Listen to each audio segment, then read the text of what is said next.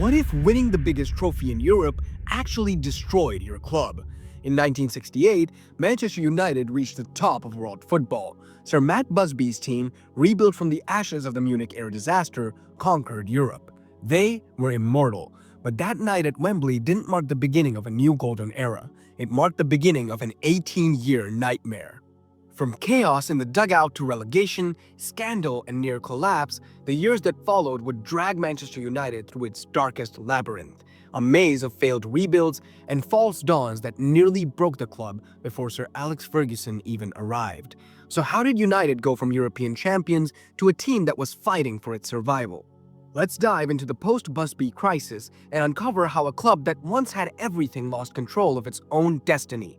Before we begin, make sure you hit like, subscribe, and turn on notifications, because we're diving deep into the football history that you've never been heard told like this. It's 1968, the night of triumph at Wembley. George Best is dazzling, Bobby Charlton is emotional, Busby is vindicated. After a decade of rebuilding, Manchester United finally lifted the European Cup. But here's the twist. That victory planted the seeds of their downfall. Busby's empire was aging. Best, Law, and Charlton, the Holy Trinity, were now legends, but they were burning out. The following season, United's league form fell apart. They finished 11th, with flashes of European brilliance hiding the decay beneath. By the time Busby stepped down in 1969, the warning signs were everywhere. Fatigue, complacency, and a squad that had run its course. And yet, instead of moving forward, United became trapped in the shadow of their greatest achievement. Replacing a legend is never easy. Just ask any manager who came after Sir Alex Ferguson. But back in 1969, Wilf McGuinness was the first man thrown into that impossible role. A young, loyal club servant suddenly expected to replace Sir Matt Busby. From day one, McGuinness was doomed. The players still saw Busby as their real boss, and the great man was still sitting upstairs on the board. McGuinness tried to bring discipline and modern ideas, but when you're managing your idols, men like Charlton and Best, respect isn't automatic. In his first full season, McGuinness finished 8th, an improvement on paper, but the football was stale. The spirit was gone. By late 1970, results collapsed, including a humiliating 4-0 loss to Arsenal. The pressure broke him. After just 18 months, McGuinness was out, and in a move that perfectly symbolized United's paralysis, Busby came back, temporarily, to steady the ship. But instead of progress, United were simply circling the drain. Next came Frank O'Farrell, appointed in 1971 after Jock Stein and Don Revie turned United down. It was another sign of how far the club's allure had already fallen. For a moment, things looked hopeful. United actually fought near the top of the table early in the 1971-72 season, but by spring, that spark was gone. They finished 8th again, the same frustrating mediocrity. The cracks became chasms. George Best was spiraling out of control, Denis Law was crippled by injuries, and the once glorious Busby squad was collapsing in slow motion. By the start of 1972-73, United couldn't buy a win. They failed to score in 6 of their first 9 league matches, and crowds at Old Trafford dropped by a good amount. When United lost 5-0 to Crystal Palace, the board had seen enough. O'Farrell was sacked in December 1972. This meant that the post-Busby transition had failed completely.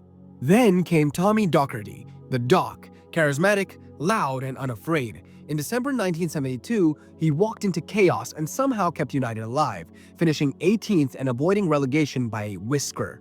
But the next season, that's when the unthinkable happened. Charlton retired, Best disappeared for good, and Denis Law, the third piece of the Holy Trinity, was released for free, only to join Manchester City. In April 1974, Law scored a backheel goal against his old club, and that goal effectively relegated Manchester United. The once great European champions were down. The Doc had inherited a broken club, but rather than mourn the fall, he used it as fuel.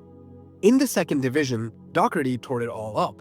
He built a young, fearless team full of energy and attacking flair. Steve Coppell, Lou Macari, and Sammy McElroy became the new face of United.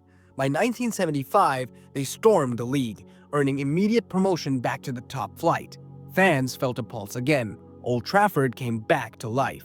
In the 1975-76 season, United finished 3rd and made it all the way to the FA Cup final. But heartbreak struck again. A shock 1-0 defeat to 2nd Division Southampton. Still, the momentum was there.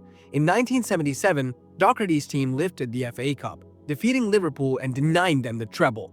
It was poetic redemption, 9 years after Busby's European glory. The fans loved the Doc. The players did too. Manchester United were finally on the rise again.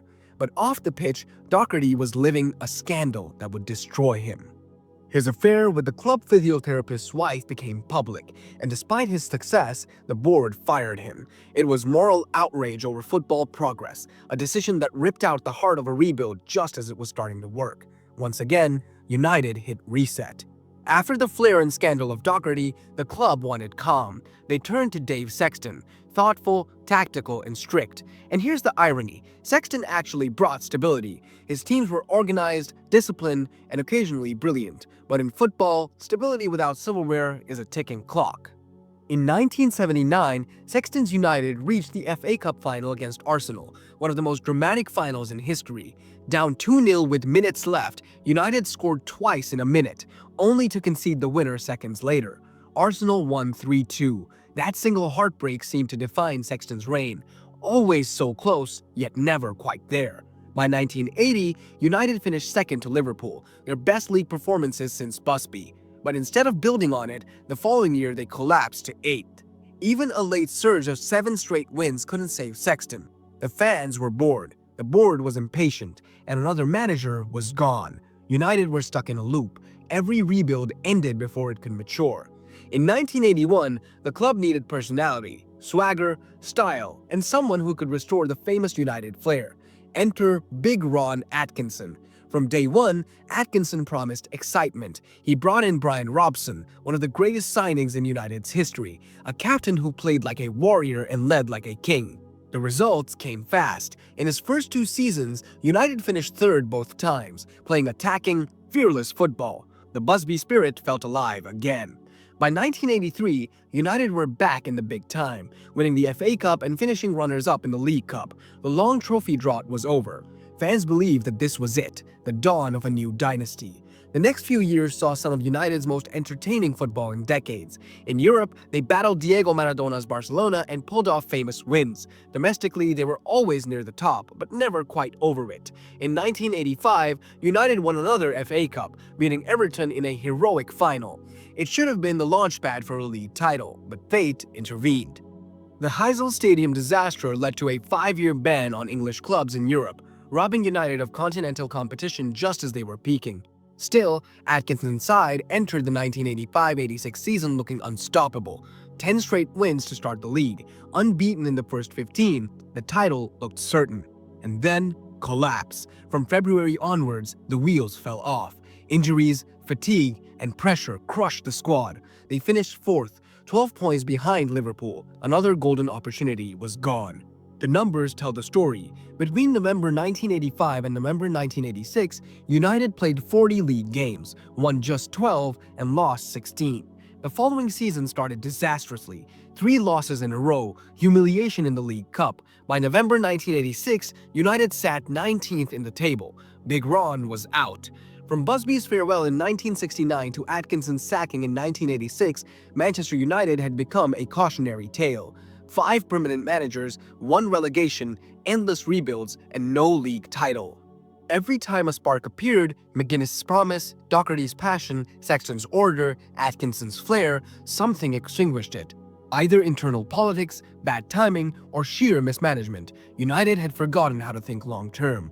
They chased quick fixes for nearly 2 decades.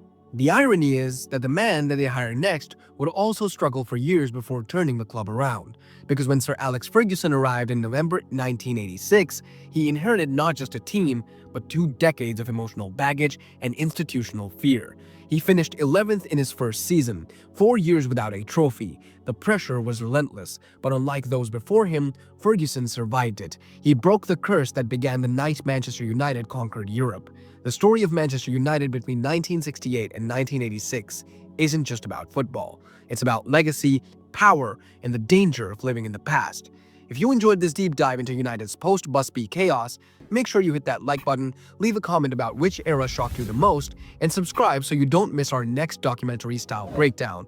If you want to support more in-depth football storytelling like this, consider joining our Patreon. Every contribution helps keep these stories alive. The truth is, behind every club's glory, there's a story of chaos, and this was Manchester United's.